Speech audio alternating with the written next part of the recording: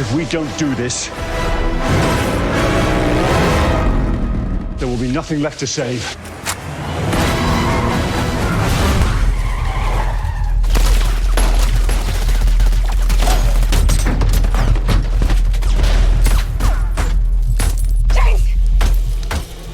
Okay. If you think for one moment I don't have the balls to send a man out to die, your instincts are dead wrong. I've no compunction about sending you to your death. But I won't do it on a whim, even with your cavalier attitude towards life. Hello, and good morning, and welcome to the Craig Lee Lawrence experience today. Man, I'm a little late on this, but I was just so depressed. I didn't know what to I didn't know what to believe. You know, when I watched the movie, I didn't know how to feel. I didn't know if it was real, and apparently it is. But I guess he's supposed to return because, you know, he always returns. But so I ended up going to see No Time to Die this Sunday, and you know, I guess it was an okay movie. I mean, oh, bless me. Excuse me. It sucked. But, you know, for what it was worth, I mean, I guess it wrapped up Daniel Craig's story. I mean, I barely remember, you know, I barely remember anything like next to Casino Royale and Skyfall. But like when Judi Dench left, you know, and then when Daniel Craig started his run as Bond and had a heart attack and almost died, and you know, had a defibrillator conveniently plugged into his Aston Martin. I mean, but that I never really dug Daniel Craig's Bond. Okay, I just want to say, when he first became Bond, I was excited. I was a fellow Craig. I was like, yeah, my name is in the Bond franchise. What the fuck? I mean, I love James Bond. You know, I love Sean Connery's, Roger Moore's, Timothy Dalton, George Lazenby, Pierce Brosnan. They're all great. You know, Pierce Brosnan bringing him into our era, fantastic. Sean Connery starting him, fantastic. Roger Moore doing some of the most ridiculous missions, fantastic. Timothy Dalton being serious, fantastic. You know, and then now Daniel Craig just, I guess, finally becoming Bond, only to have him killed. And yep, he dies. And now I'm going to just spoil it because a lot of people have already talked about it. Everyone, if you're not going to see the movie, you're not going to see the movie. If you're a James Bond fan, if you're an actual James Bond fan, you would like to know he dies at the end of the movie. It makes no sense. It really doesn't. This movie is literally jumbled together to end the arc of Daniel Craig's Bond, because Daniel Craig's Bond was story based. It was a story arc that went through the movies. Bond was never supposed to be like that. Okay, James Bond does his mission, has sex with the girl, or the girl has sex with him, and then he, you know, whether it's the Bond girl or the villain's girl, whatever you want to say, but it was initially the Bond girl because it was the respective women of the movie, whatever movie it was, whatever mission it was, whatever. And, you know, that's just never, it was never supposed to be a coherent storyline of just the life of James Bond, you know? And it's just, this movie solidified why that can't happen and why it fucking makes no sense, you know? So we start off in the beginning of the movie where he's with the Madeline, with his girlfriend wanting to be wife. And that's already like, all right, well, Bond never gets married, all right? He never wants to settle down, but we'll just go ahead and do this because it's happened with other Bond movies, you know, where he falls in love, but then she ends up dying or something happens where he can't be with her, right? So it's not like anything changes here. So he wants to be with her, and then of course he misses Vesper from, like, you know, years ago, movies ago. Bond never fucking misses anybody. Why does he miss this woman? So he goes to her grave because he wants to, like, pay his last respects, and him and Madeline have some secrets or whatever. And, you know, my first gripe with the movie was after this big ass explosion, and he doesn't, you know, he's Bond, right? So he can be ran through the mill. Every James Bond movie that he's been in has started out with him running. He's always running. He's just like, I love that he gets up from that explosion and he's just like, gotta go. Just starts running. And that was where that big old bike jump scene was that everyone was talking shit about. And, like, I don't know, I wish he would have hit someone. Maybe if the back tire would have, like, clipped someone and that was an actual stunt where they got hit by the bike tire, maybe that would have been cool. But all he does is just jump a bike. It's not that hard, man. It's if he did it himself with no double, I guess that's cool, but it's not something hard and crazy to do, you know, like, fuck, man, it wasn't crazy. And then, you know, he gets to the Aston Martin, of course, and after he reaches her or whatever, and then, you know, he's trying to ask her what her secret is, and this dude is shooting just destroying the DB with a fucking a tank shotgun, and she's just like, James, and like in tears, and he's just looking at her like, bitch, this guy's gonna get through, but like maybe not. But he might get through unless you tell me what you want, what I need to know. And she doesn't fucking tell him. That's not Bond. Bond would have just let her die because the bullets would have hit her first. He would have let her die, or he would have fucking like started to roll down the window. You know what I mean? Like that would have been a cool Bond scene if instead of him doing that, like as he's shooting the window, if he would have just rolled the window down a bit so that they could have like, they would have been like, oh shit, you know, like change fire, and then she freaks out more, and then he like rolls the window up or something. I don't know, like something cool could have happened there instead of just shooting the fucking window. But that shit made me upset because it's like, all right, like Bond is literally acting like a child, and she's kind of acting like a child, but Bond's acting like a child. Like, no, if you'll tell me, I ain't gonna move this car, and I know they're shooting at me and shit, but we ain't moving this car until you tell me what's up. You know, like I just didn't feel it. So they leave, and he finds out that she's like, I guess she possibly betrayed him, right? Because who else would have known they were there and stuff? You know, they're hiding out and shit. So he puts her on a train and just sends her on her way. He's like, I don't want to be with you anymore, blah blah blah. So 5 years pass, right? So that's my second gripe with this movie. Like, you can't have years pass. You can't have gaps in Bond movies like that, especially when like you don't like you I don't know, you consider the possibility, right? If you want to pretend that Bond is in all these movies, like a continuing story. If 5 years pass, that's a long time, okay? I mean, even in Die Another Day, when he was captured by the Koreans and stuff, I believe the Koreans, he was only captured for like a year, you know? It was like a year he had been away, and it like fits for the story, you know? A lot's been gone since you've been gone, Bond, in a year, but it's like, fuck, 5 years is that's kind of a stretch, you know?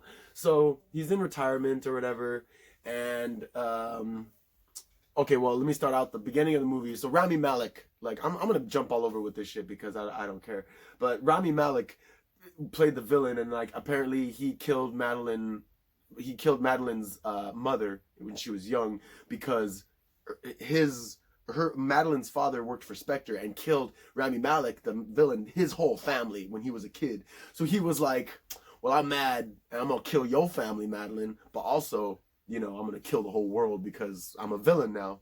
I couldn't believe that he was the one that got Bond. I can't believe it. Of all the villains Bond has had, this was the villain that took him down. It's just like, come on, like, really? Anyway, he's out there doing nefarious shit, and he uses this team to kidnap this bioweapon. Or not kidnap, but they steal this bioweapon, and it's made of nanobots, right? Nanotechnology, and it can get on you. Once it gets on your skin, it can be programmed to kill anybody by their DNA. It's some ridiculous shit. I mean, it's totally a Bond thing, but it's kind of ridiculous. It's like on the level of Moonraker, where like Bond's going to space. So Rami Malek's character is the villain, right? And he's getting, you know, starting to make shit happen. Spectre's bumbling, so stuff's going on. So Bond's in retirement now, which is like, all right, 5 years later, he's in retirement. So he's obviously rusty, right? 5 years, not 1, 5 years go by. He retires, he loses his resigns his 00. So Felix, Mr. Jeffrey Wright, which now all I can think of is the Watcher from Marvel. He calls him in, right? He's like, Bond, you know, I need you to come in and do this one last story. And all I could think about was like, yes, Bond, I am the Watcher, and I've seen some things, and I need you to help me. There are multiple different universes where you do not retire, and this has to be one of them. It's just ridiculous. So he goes, all right, I'll come back. So he comes back, and well, he says no first, and then I forget why he says yeah, but then he comes back. And it's like, of course, Bond's back. So he meets up with this like gorgeous Mexican chick that Felix sets him up with, and she is so hot. She's like a hotter version of Gal Gadot, if that's even possible. But like she's gorgeous. She has this awesome skimpy dress on. You know, they have the cool, they have the cool shootout with her, and you know, like awesome. That whole part of the movie I think was fantastic. The shootout was cool. You know, the whole like her bringing him to put his suit on, and he's like, I guess he hasn't had sex in 5 years because he's all rusty of like, oh, like, is this for me? Like, you want me to get dressed? I mean, what's up? Like, I think it would have been better if he would have just stripped down naked in front of her and made her turn around. You know, like he gets naked and she goes, oh, like, you know, I'm sorry, I shouldn't have been looking. You know, because they take away the whole misogynistic of Bond. Like, he doesn't even get to get his willy wet with the hot actress, the hot CIA chick. You know, that would have been perfect at the end. You know, like, I don't know if she would have came back, because she comes in and then she fucks off for the rest of the film. But the skimpy dress and everything, like, that was, you know, they take a drink in between the firefight, like, all that was just fantastic. You know, all of it. What did she say? She's like, oh, I'm like 3 weeks training. It's like, really? 3 weeks? 3 weeks. CIA puts you through 3 weeks training. Like, you sure it's not like a year training maybe? Like, I've been training this for a year. Like, I'm so excited. Like, damn, girl. Like, all right. Like, you know, and then you're in a dress that's very revealing. Did one of those weeks show how to, like, make sure your dress doesn't fall off? Like, I'm not sure what exactly they taught you in the CIA, but I guess it worked out pretty well. But so they're at Spectre, and, you know, the firefight's cool, and apparently everybody that's in Spectre, everybody that's in the Spectre clan shows up to this party, which apparently is like Blofeld's birthday party, and he's like fucking speaking through like speakers and shit, and there's a lot of like robotic eyes and shit in the movie. It's just like, god damn it, Bond. Damn it, James. But so he's at the party, and they're gonna like use the Rami Malek's character is gonna use the nanobots to spray on Bond, and I man, the movie was just so whack. But I don't remember how he gets into the specific spot to make the mist fall on him, where everyone notices James Bond's in the room, and somehow the scientist guy, when they steal the nanobots, they kidnap one scientist, right? Because they need like a scientist, obviously, who knows how to fucking reroute and reprogram this virus. And that's going to be needed later, of course, but fuck it. So he rewrites the DNA last minute under the bad guy, before the bad guy notices, rewrites the virus not to kill James, but to kill all of Spectre, because I guess that was like the plan all along. So the nanobot mist falls on Bond, and they fucking kills all the Spectre members, and then it's like, holy shit, you know, and then the firefight starts, and then they escape or whatever, and it's just like, you know, it sucks that you never get to see that chick again.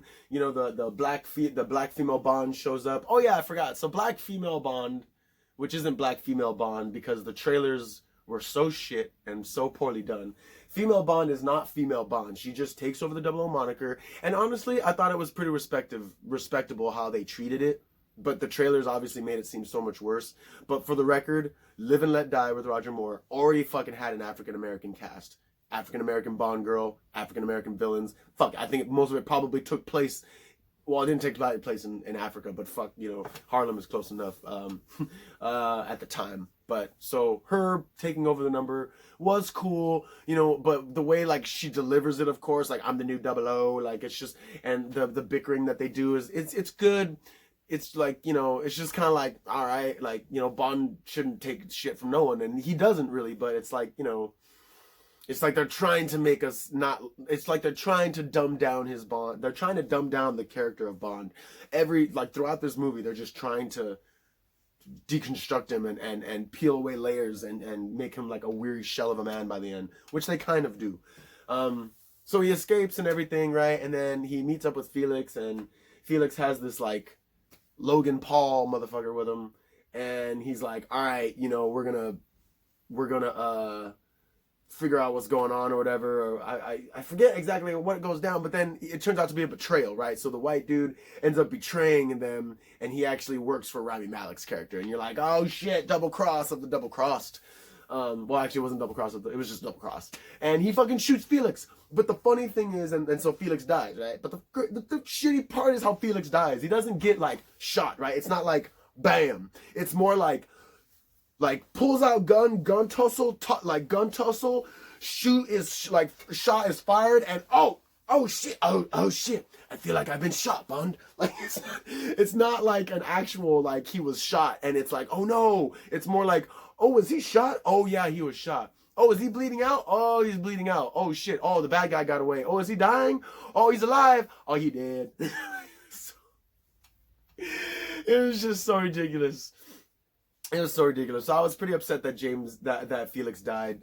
But at the same time, it's like he was black. He was black. In License to Kill, his wife gets killed. You know, Felix Leiter's wife dies. So maybe if he wasn't a black dude, maybe he would have survived. But that's just me being black and being prejudiced.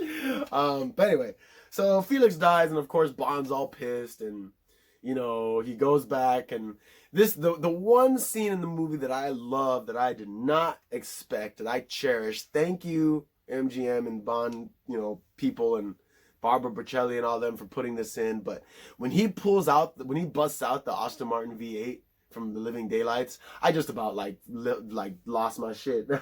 I was like, woo! I was like yelling and shit in the theater, and people were like freaking out. Like, it was a packed ass theater, and I'm like the only nigga yelling about a car, you know, like shit. No one else we weren't yelling about anything else. But I was so excited. That was awesome. And then he gets out, he like, you know, puts his suit on, walks back in MI6. I mean, that shit was awesome. Fantastic. So you know, they go back to MI6, and I love the scene with M when he's like, oh, you know, like, I don't give a shit about Felix. Like, fuck Felix. You're over there helping the CIA or whatever. And then he's just like, oh, yeah, he's dead. And he's like, I had all the respect in the world for Felix. That was great. That was so great. I have all the respect in the world for the man. Sorry, I didn't mean what I said. So he goes back, and, you know, the black female Bond comes in, and the tension starts building because Bond is being reinstated or whatever. You know, he's got to go find out what's going on, and Madeline's gonna be able to help him out. You know, so he has to get re-meet Madeline, right? And they're at MI6, and they're like, you know, the only person that Blofeld will talk to is Madeline, so you have to come and talk to Madeline. And he's like, oh yeah, like, you know, I haven't seen her in 5 years, and I was in love with her, but hey, you know, I can change. So of course they have the scene where it's in the trailer, you know, and he's like, you know, I won't lose control. And they walk over the corridor, and bam, and he sees her, and he's just like, dun-dun. Oh, it's the girl that I loved that I left 5 years ago, you know. So of course there's some tension in there, right?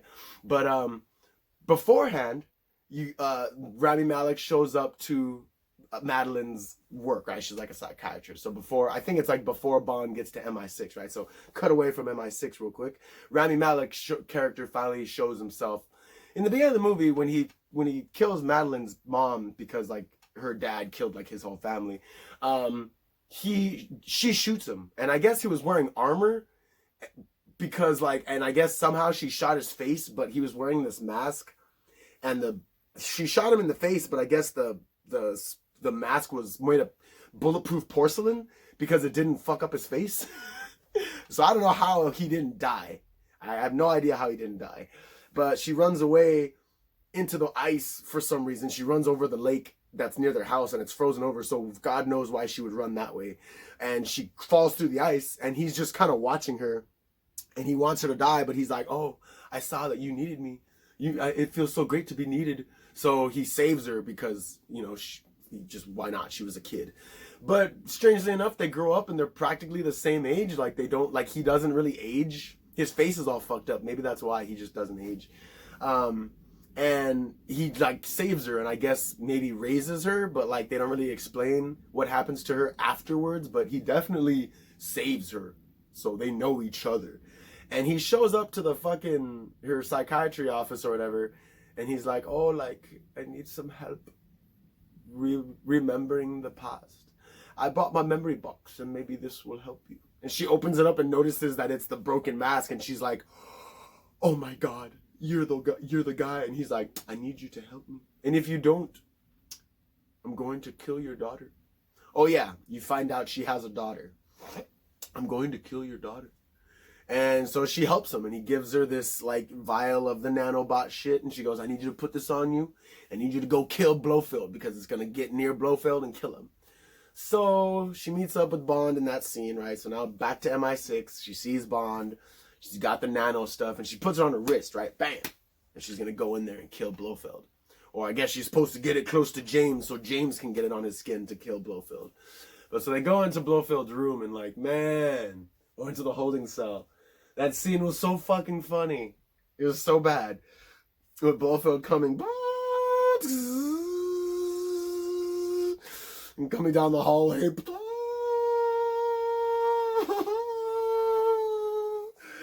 Oh, that was so painfully funny. And you just gotta sit there. Like, he probably is just like, man, I hate when I have to come out. I hate it.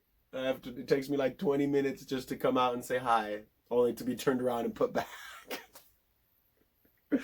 So he comes out, you know, Madeline's like, I can't do this. I can't face him, you know, even though she fucking is the only person that talks to him. But I guess because James is there, she has love. She can't be around him, you know, she can't do this. So James is like, grabs her wrist as she's about to leave because he's like, you know, I need your help. And of course, he grabs the right wrist. He's got the nanobots on him.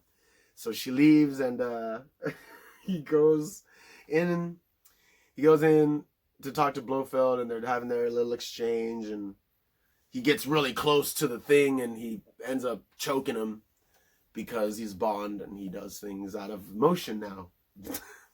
Bond was always calm and collective. He wouldn't just attack someone like that in MI6. He'd just be chilling, looking all suave, smoking a cigarette even maybe. But now he just tries to choke him. And then when he turns around, because the guards come in, they're like, Bond, you can't just choke the man. When they come in to tell him to stop, they turn around and then Blofeld's dead.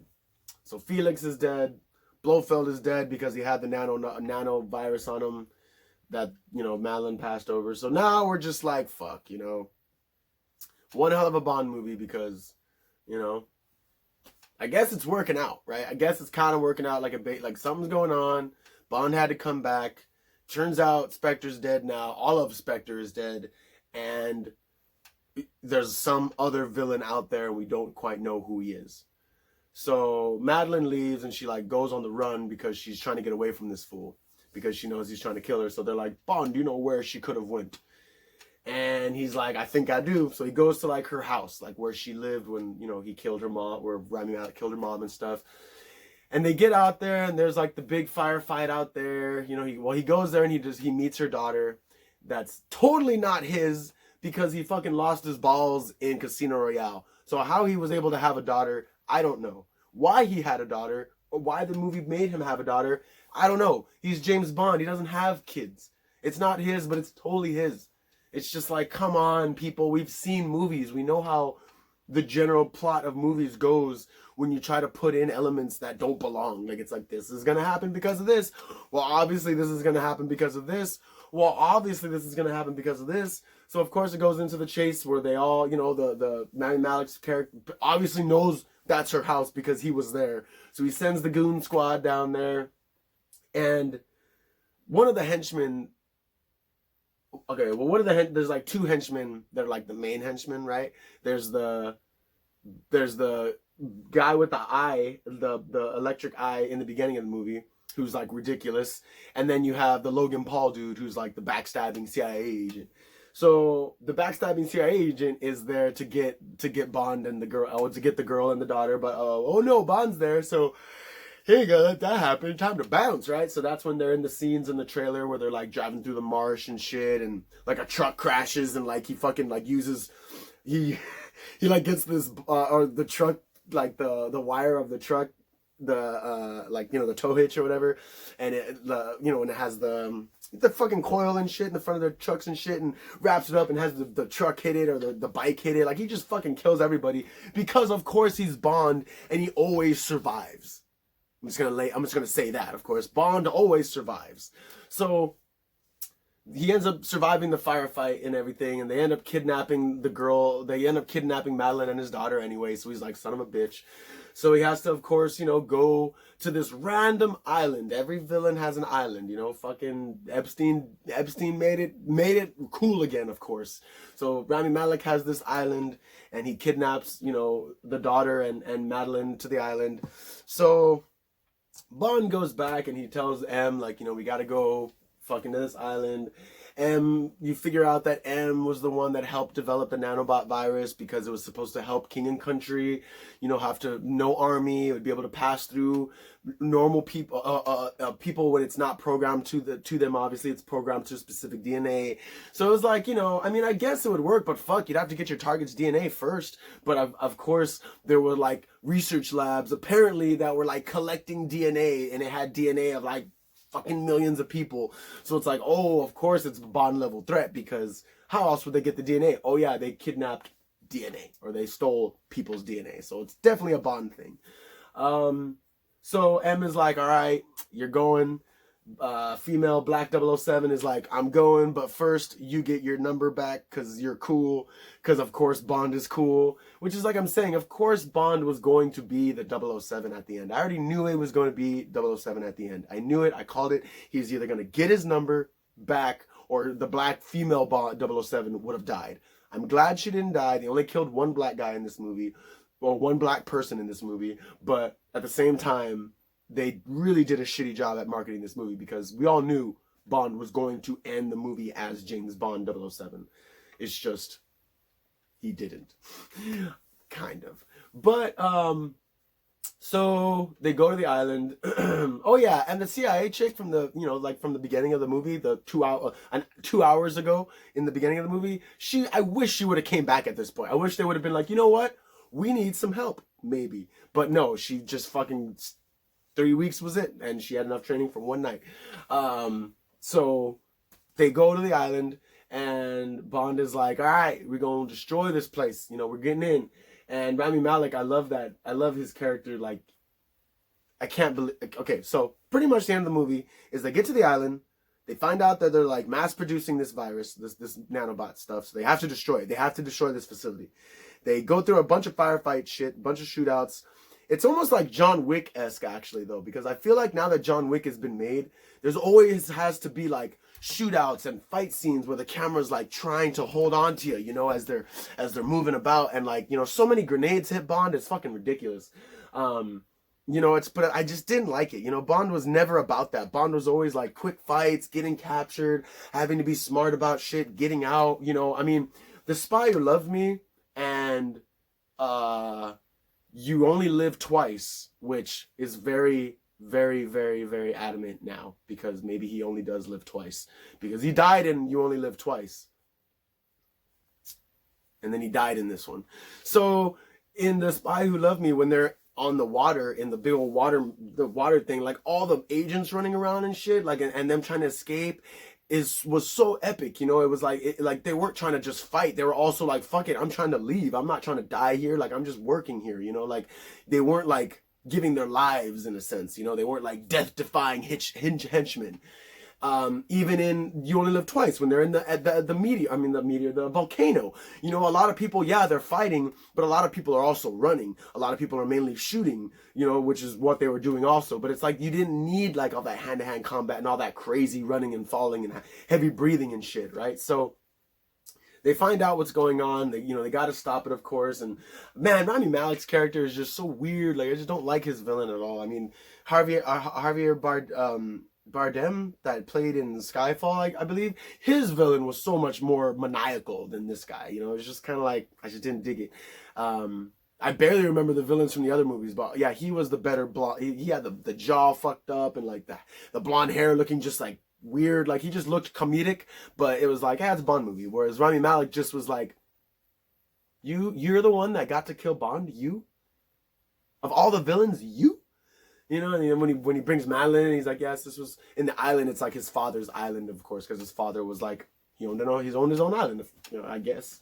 So he's like, this was my father's garden, and now it is mine, and I've lived here probably for fucking years, and I'm alone, and I just want to kill everybody. So obviously I'm a fucking villain. Like, I just didn't like it. It was horrible. It was horrible. I need to hurry this up. So they're on the island. Big old firefight starts. They end up securing the scientists from the beginning of the movie that Rami Malek, kidnapped to work on the virus, who, remember, can reprogram the virus to anything and anyone. He's a good asset. We should keep him.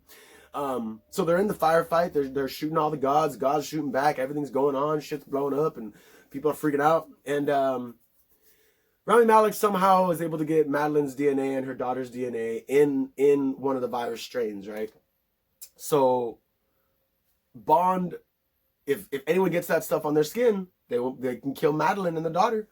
So we should use the scientist guy to reverse that shit for sure, right? But nah, the scientist guy is racist. He's a racist and just kind of, I don't know, evil for some reason as well. Like I guess he just was like, yeah, you know what? I'm gonna be evil. I don't need to change of heart. And so female Black 007 kicks him off a ledge into a vat of acid because, you know, there's always vats of acid for villains to fall in. I wish it was like RoboCop after the acid fell on him when he came out and he was all, and he was all fucked up. I wish that would have happened in this one, because if he would have came up and been like all like, and then died, oh, that would have been cool. I just thought it would have been funny. Or like he just like his eyebrows like just melting like quickly or something. Not have to show a lot of it, of course, you know, but just enough. So he did. So now the virus can't be fixed, right? So they find out that like they do need to destroy this place, right? Because if they don't destroy this place, this virus could still potentially be very, very, very catastrophically dangerous. So they have to destroy this place. So M sends in a missile strike and all this shit, and like I forget where the island is on waters, but it's like attracting too much like domestic and international attention. So like the Russians and everyone are freaking out, and like, you know, the Chinese government or whatever are freaking out. The Americans are freaking out because they're like, what's going on this island? Why are like ships are there? Whatever's going on, you know, they're like freaking out. And Rami Malek, of course, is like, yes, I'm about to fuck up the whole world, but they don't know that because the nanobot virus was built in secrecy. Thanks a lot, M. So he's like freaking out. They have to destroy it. So Bond stays behind because he has to like open up these silo doors that turn out to be right underneath the whole garden thing of Rami Malek, and, you know, make sure that everything gets destroyed. And he probably could have escaped, but Rami Malek fucking shoots him, which is why, again, I cannot believe that Rami Malek, of all villains, he's the villain that gets to destroy James Bond. It's not fair.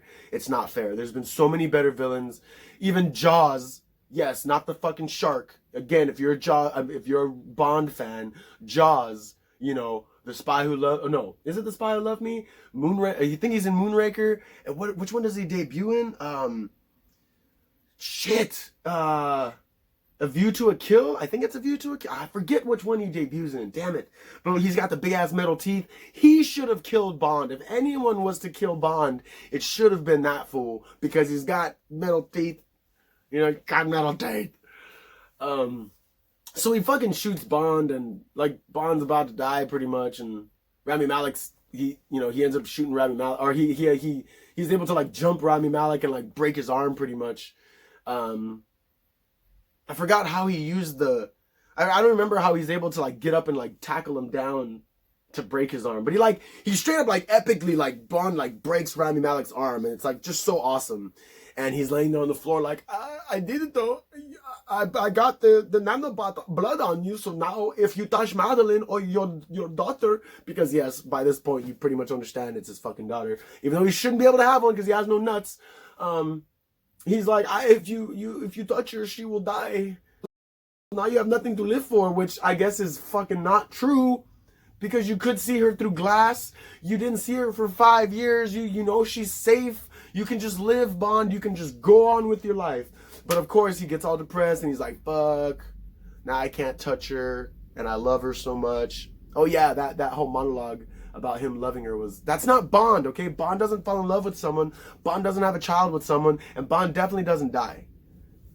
So he tells Rami Malek like some shit, or they have some exposition together, and he fucking shoots him. Bond shoots Rami Malek. Like, I was like, man, why did you kill him?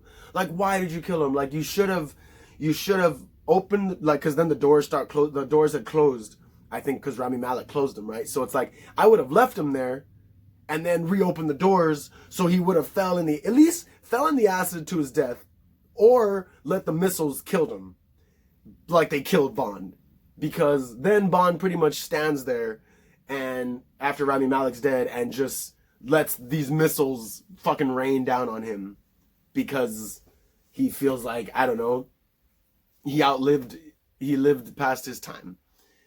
I was so upset. I was like, wow, they actually killed him. They actually killed him. But now, earlier in the movie, one of the gadgets that he gets is an EMP watch or whatever. And it like short circuits like a bunch of shit in one scene. And then the other scene, oh yeah, the guy with the eye, it like short circuits the eye. But instead of it just like, turning off, it like blows up for some reason and like kills the dude. So cool, and then I love that line when he's like, oh yeah, Q, I showed someone else your watch. It like blew his mind or something. Like, it was just like, yep. But so my thought is that when the explosions happened, right, when the bombs fell, maybe he used his watch to like jumpstart his heart before he died again, like in Casino Royale. Because at the end of the fucking movie, it says James Bond will return, which is like, oh, okay. I guess that's how reboots work, because you never needed to say that shit before. I mean, I guess they did say like James Bond will return. Will return, but he didn't die. He just fucking left. Or the movie ended. Like it was like different universes every time. It was multiverse of Bonds. It wasn't some whole story where it's like, oh, Bond's dead, so now we're gonna tell Bond's story again. Like, no, that's not how it fucking works. So I don't know what the hell they're gonna do about this, because this movie was absolute just garbage. I just, yeah, I guess it was fun to watch, but it wasn't. I mean, I'll definitely say Casino Royale was the best one. If I remember what happened in Quantum of Solace, but I do remember that was the intro where he does that crazy spin on the rope and he shoots the guy. So that was, it's like on a bell tower or something. And then Skyfall, like I said, was great with M, because M leaves and she retires her role, and I thought she was great in that movie, the Bardem's villain. Spectre, fuck, I don't remember Spectre, really. I mean, I don't. And then, here we are with No Time to Die, which should be like No Time to Die, with a comma. But yeah, that's all I got to say, man. I didn't like this movie. I don't know. Hopefully you enjoyed watching me rant about this. But if anyone knows, man, this was not a James Bond film. Okay, Bond doesn't have a kid. He doesn't fall in love. He doesn't fall deep in love. And he doesn't die. He doesn't die. You don't. There's some things you just don't do, and one of them is you don't kill James Bond. So I just need to wrap this up.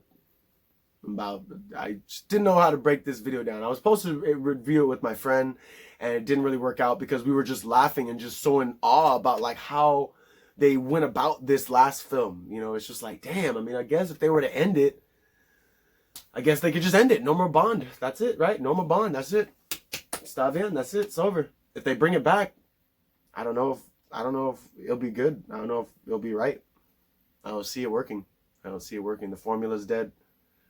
But yeah, so thank you so much for watching. This has been the Craig Lee Lawrence Experience.